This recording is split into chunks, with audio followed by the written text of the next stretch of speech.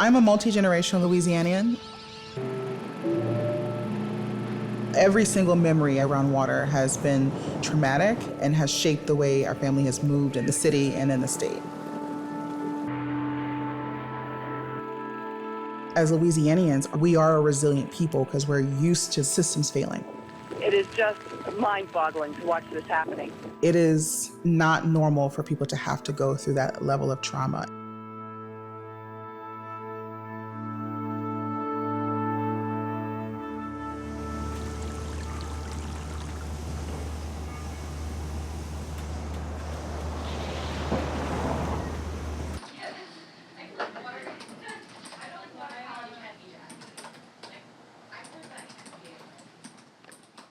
All throughout my childhood, my family talked about how they were on the roof for Hurricane Betsy and Camille, how they lost everything, particularly in the lower Ninth Ward and the upper Ninth Ward.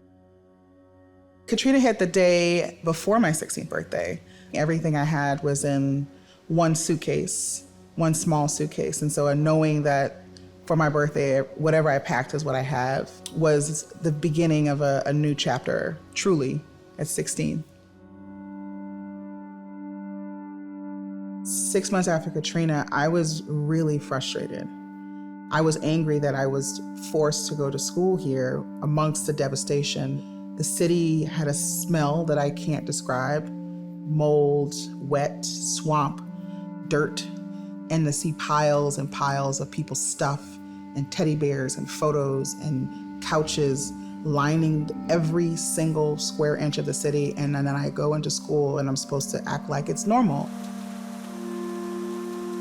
As Louisianians, we normalize what's wrong. We're like, oh yeah, it's normal that the power's out for weeks. It's normal that there's no water. It's normal that it's hot. It's normal that there's nowhere to get gasoline.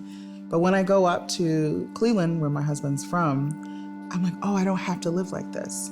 Why are we normalizing these things that shouldn't be? Why aren't we addressing these systematic failures? Area, killing an estimated 1,836 people across the Gulf Coast. So they had to suspend operations and leave those people in the homes.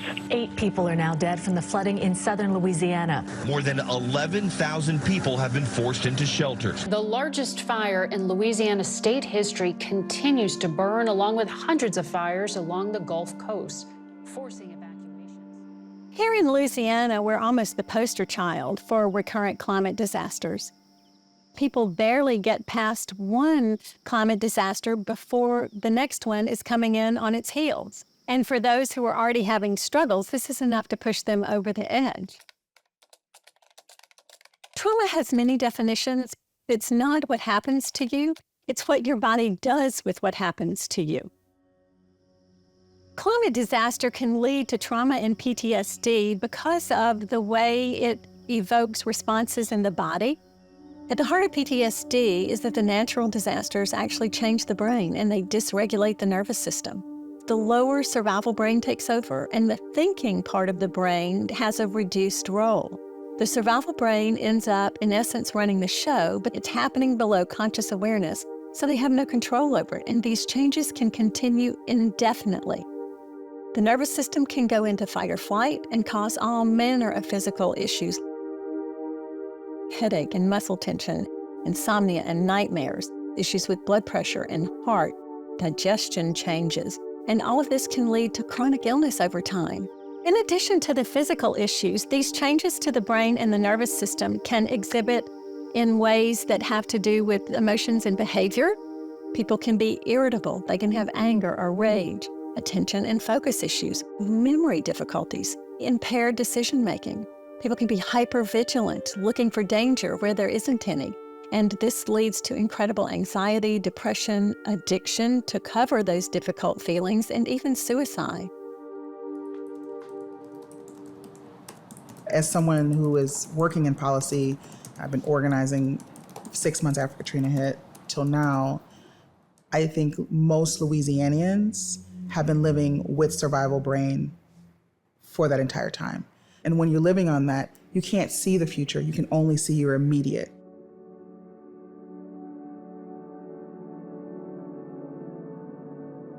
Some of the first experiences and memories I have of natural disasters are storytelling. I'm born and raised in Gretna, Louisiana, and have roots all throughout Southeast Louisiana. Generations of family that have been through every type of storm that you can imagine. I remember all the elders in the family getting us prepared for hurricanes and whatnot. Being told that there's an axe in the attic and that the levee could bust at any time. On one side of my family, they were down in Caminada Island when that got hit back in the late 1800s. So I remember hearing about how my great-great-grandmother wore black head to toe for the rest of her life because she was tied into a tree when she watched a whole house of women wash away. 2016, I helped respond with a huge group of people to the Baton Rouge floods.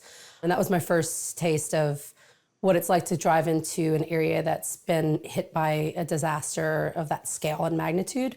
There's never enough food and resources to go around when cars have been flooded and people are locked in. As everybody is trying to find their way to prepare for Hurricane Ida, we have found... I tend to be extremely reactionary. I send out or email people evacuation plans and hurricane plans. I'm hyper-vigilant, but all at the same time in active fight or flight. On one hand, I'm very prepared. On the other hand, I'm riddled with anxiety. I have sweaty palms right now just talking about it. I flip-flop between, well, do I leave or do I stay? Because if I don't stay, then who's going to help? The survival brain is looking for safety at all costs. And so a real-life example of this is PTSD in 9/11 survivors versus PTSD in Katrina survivors. And with the 9/11 survivors, less than 10% of them had PTSD compared to those from Katrina with about 33%. The 9/11 survivors were able to go home to safety. As compared to what happened with Katrina, people lost their homes. They may have lost a loved one in the flooding. With climate disasters like hurricanes, even if people are able to evacuate, their homes may be directly in the line of the storm and at risk of not being there when the people are ready to come back to feel safe. Ida, one of the strongest hurricanes on record to hit Louisiana, the state's third major hurricane in just over a year, making landfall. Because Hurricane Ida was so stressful for people, that's all they can remember. You just need your immediate needs to be met. But if you have to live through that over and over again, whether that be Category 1 storms, Category 5 storms, or just a rain event on a regular Tuesday, if you have to do that, how can you fix anything?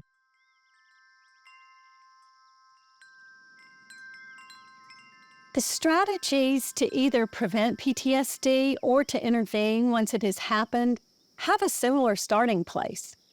Basically, we want to calm that dysregulated nervous system and help it find safety. The way to do that is to be able to move the body. You can do it through breath, through healing touch, through rhythmic motion like drumming or dancing, through singing. This calms the nervous system daily, and just like you would exercise a muscle, you're teaching the nervous system to stay regulated or to return to regulation. Self-compassion is very, very important. Time in nature is profoundly important.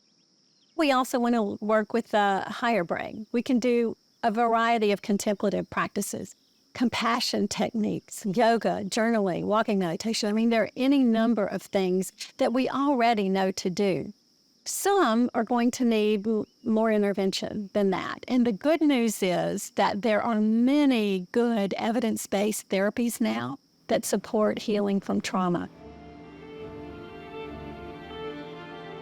When people say people from Louisiana are resilient, you hear that, and it is frustrating because we don't want to be resilient. We want to be taken care of. We want to be given the resources that we deserve, truly. We pay our taxes, we are engaged, but yet the systems aren't necessarily built to support us. We are forced to fix things, so we're used to fixing the immediate needs, not the systemic needs. And then other people look at us and say, well, they got what they needed to survive. That because we go through this a lot, we don't need as many resources, not just financial resources, but social resources, quality of life resources than others. It's really difficult to get help with mental health in the aftermath of any of these disasters. Time doesn't stand still. You're expected to just roll right back into business as usual. When it comes to trauma and processing, in my experience, it's that when you really need it, it's overwhelming to try to find a person to talk to. And the resources are usually not available for people that, like me. I make too much money to qualify for free care. I make too little money to afford it on my own. I know that it's not healthy to put yourself last, which is usually often what happens with the work and the people that do the work.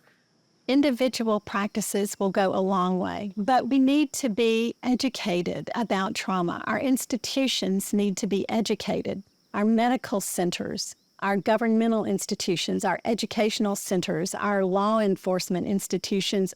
The ripple effect goes far beyond simply the individual to impact our communities.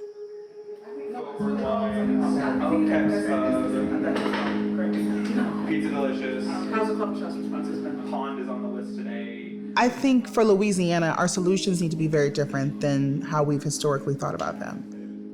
We need to invest more in people. If people are mentally and physically well, then they're able to keep going. I see a lot of Louisianians leaving, not because of economy, not because of jobs specifically, but because they're tired. By not investing, we are creating the perfect storm, literally and figuratively, where we have a place that will cease to exist physically, socially, economically, and culturally.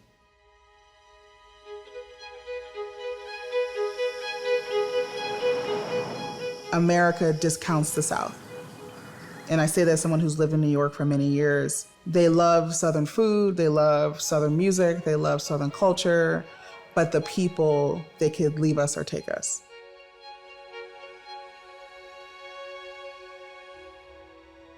I have to remind people that the South is diverse, not just ethnically, but socially, culturally. What would the world look like if Louisiana didn't exist? It'd be pretty boring. It's hard to imagine settling somewhere else. It's not just the relationships either, it's the culture. This is not a culture that exists elsewhere. We have a beautiful culture, but it won't matter if we're all traumatized. It won't matter if we're underwater, and it definitely will not matter if everybody leaves because they are tired.